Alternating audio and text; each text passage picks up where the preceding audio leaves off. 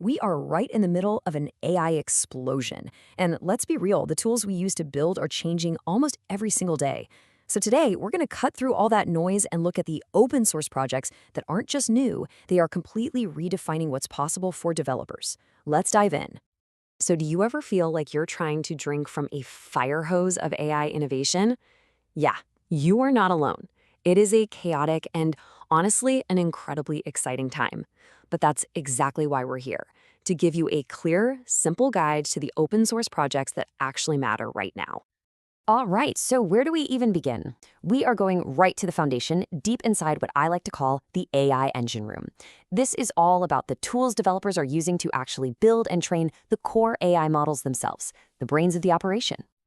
And the central problem here? It's a big one. For years, building a powerful large language model, an LLM, was a game reserved for the giants. You needed supercomputers, teams of PhDs. It was just ridiculously complex and astronomically expensive. But that is all starting to change. And that brings us to our first game changer, NanoChat. This project is all about making LLM development accessible to, well, everyone.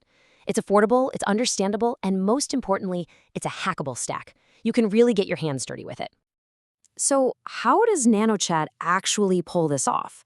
Well, first, it crams the entire workflow into one system that can run on a pretty modest setup. We're talking a single server, not a giant data center.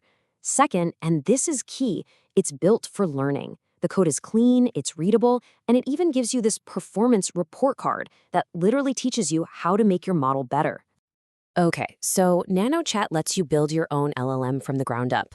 But what if you want to take a model that already exists and make it truly great? Well, that's where our next tool, UMI, comes in. Think of it like an assembly line or a factory for refining AI models. It just streamlines the entire process. Ume has two features that are just wow. First, it uses these recipes that let you start fine-tuning a model right away. You get to skip all that boring boilerplate code. But here's where it gets wild. It has a self-improving system. It actually uses another AI as a judge to find its own flaws and then automatically suggest how to fix them. I mean, come on, it's an AI that learns from its own mistakes. Okay, so you've built your AI models. Now what? How do you manage them all? This brings us to our next section, the AI Command Center. Here, we're going to look at tools for orchestrating all these different intelligent agents.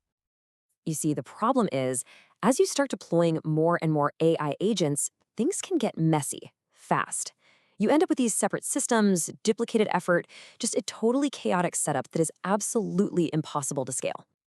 Now, the first solution to this is just brilliantly simple. It's a project called Superpowers, and you can think of it like a shared brain or a central library of skills that all your AI agents can tap into. Here's how it works. It's so clever.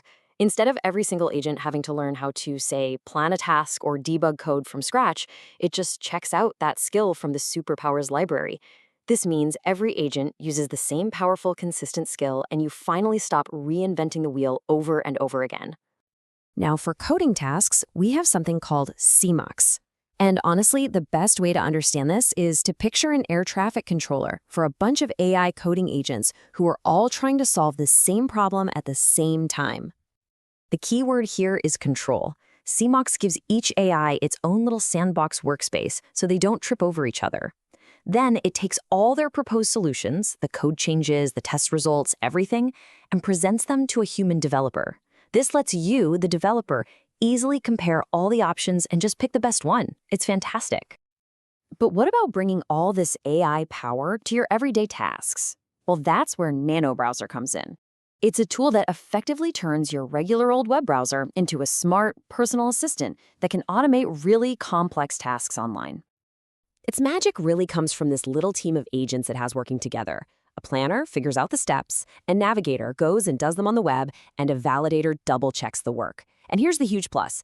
It runs locally on your machine, using your own API keys, so all your browsing data, all your credentials, stay completely private and secure. Your data stays yours. All right, let's shift gears. We've talked about building and managing AI. Let's now talk about empowering the humans behind the code. We're now looking at the modern developer's toolkit, focusing on knowledge and, of course, productivity. We've all been there, right? The team wiki that's totally out of date, takes forever to load, and is just a pain to use. This kind of friction means people just stop documenting their knowledge, and then the whole team suffers. So, the solution is a tool like Outline. It's built from the ground up to be a knowledge base that people actually want to use. It turns documentation into this living, shared space with real-time collaboration. The interface is beautiful, so people actually use it. And because it's open source and self-hosted, your team's most valuable knowledge isn't locked away with some third-party service. You have full control. Okay, our final challenge is productivity.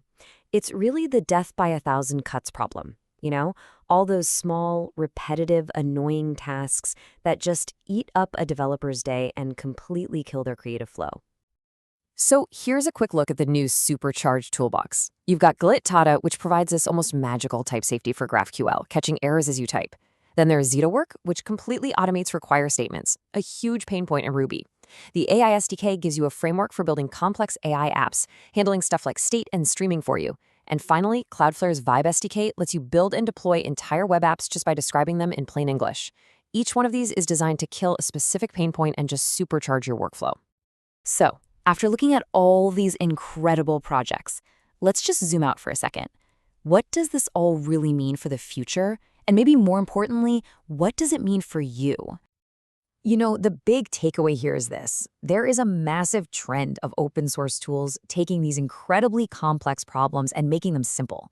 They are democratizing technology that was once only available to the biggest companies on the planet. They are empowering individual developers and small teams to build, to innovate, and to compete on a massive scale.